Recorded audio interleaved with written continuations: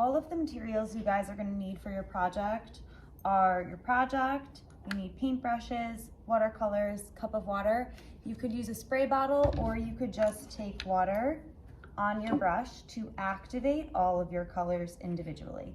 I'm going to take a spray bottle and I'm just going to go ahead and spray my palette to activate all of the colors at once. If you guys are working with watercolors, it's very important to dilute the colors.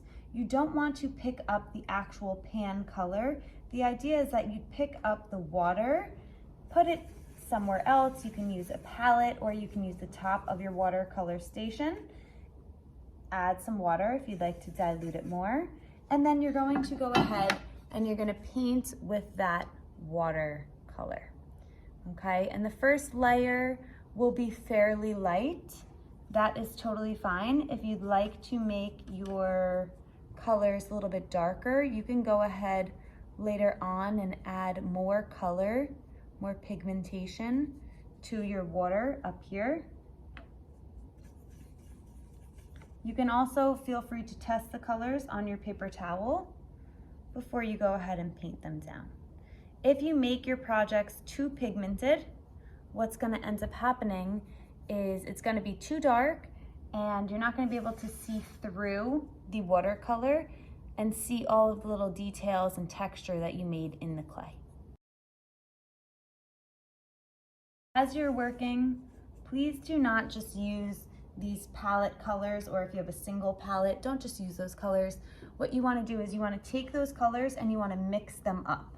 Okay, so I've taken a couple of different blues to change the tones. And now I'm going to go over to my other mountain and add some blue in. You'll notice that I'm making some dots. I want it to have a little bit of texture. If you want less texture, or you want it to be more smooth, you can go ahead and you can make lines. And because the clay is very porous, it's gonna go ahead and absorb the watercolor very quickly.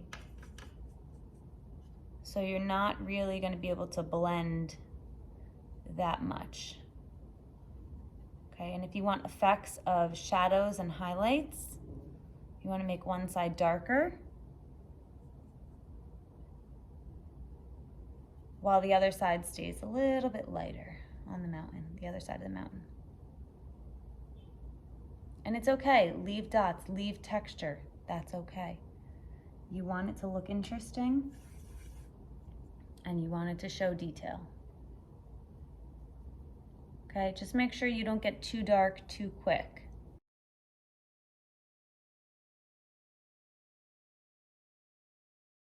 Some other watercolor techniques is dry brushing. So you could go ahead and you could take a fairly dry brush I have over here. I'm just gonna pick up some of the color. I'm going to clean it off on my paper towel, and then I'm gonna make some dry brush marks to give a little bit of extra texture to my mountains over here.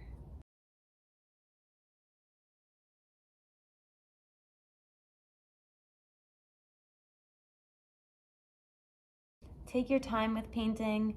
You don't want to make your colors too dark right away, because once you go dark, it's hard to go light again.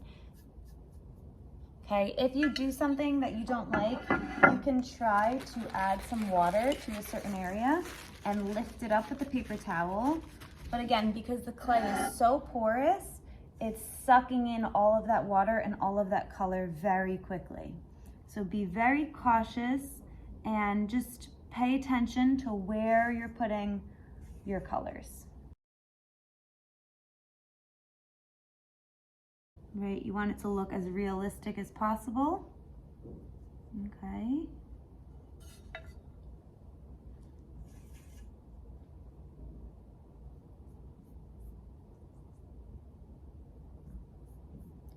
Sometimes you want to get a base color down, and then you could add detail on top of it.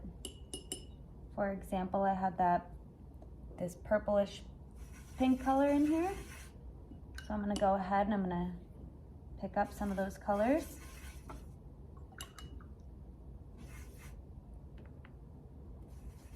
And I'm just, because there's a line in the clay, I'm just gonna go ahead and I'm gonna touch my brush to the top of this line here, and I'm gonna let the water drip down. So I'm just tapping my brush in there, and I'm letting the water follow the path. Okay, I'm gonna help it along, and then I'm just gonna keep it flat so it can dry. And you could always go in, this is a pretty thin brush, but if you want to, or if you need to, you can go in with a thinner brush, okay? The brush that I'm holding is a 6, that one's a 6, compared to this one, which is a 4. So you can see the difference.